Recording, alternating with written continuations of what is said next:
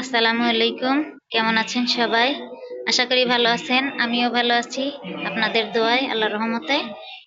দেখেন, আজকে আপনাদেরকে দেখাবো আমার মেয়ে কিভাবে ঘর সাজাইছে, ঘর গুছাইছে। সাজায়নি আরকি।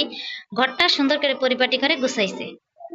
আর একটা জিনিস আপনাদেরকে আরো স্পেশাল ভাবে দেখাবো যে ও আজকে ড্রেসিং টেবিলটা খুব সুন্দর করে গুছাইছে। আমার ড্রেসিং টেবিলটা সবসময় এলোমেলোই থাকে, গুছাইতে পারি না সংসারের কাজের ঝামেলায়, এটা ওইটা।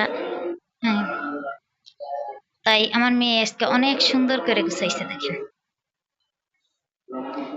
দেখেন চুড়িগুলা কি সুন্দর করে গুছাইছে।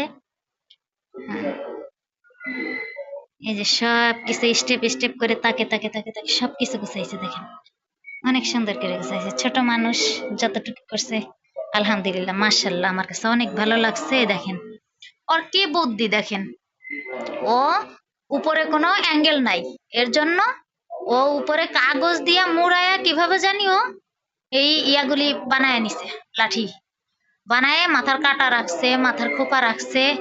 মানে আমার কাছে এত ভালো লাগছে এই জিনিসটা দেখা, মানে আমি অবাক কিভাবে, মানে ওদের যে বুদ্ধি, অনেক সুন্দর লাগছে। আর আপনাদের ভালো লাগলে কিন্তু আপনারা জানাবেন কমেন্ট করে। আর এই দেখেন প্রত্যেকটা জিনিস কি সুন্দর করে করে সাজাইছে, খুব সুন্দর করে সাজাইছে। আমার মেয়ের জন্য আপনারা সবাই দোয়া করবেন। এই দেখেন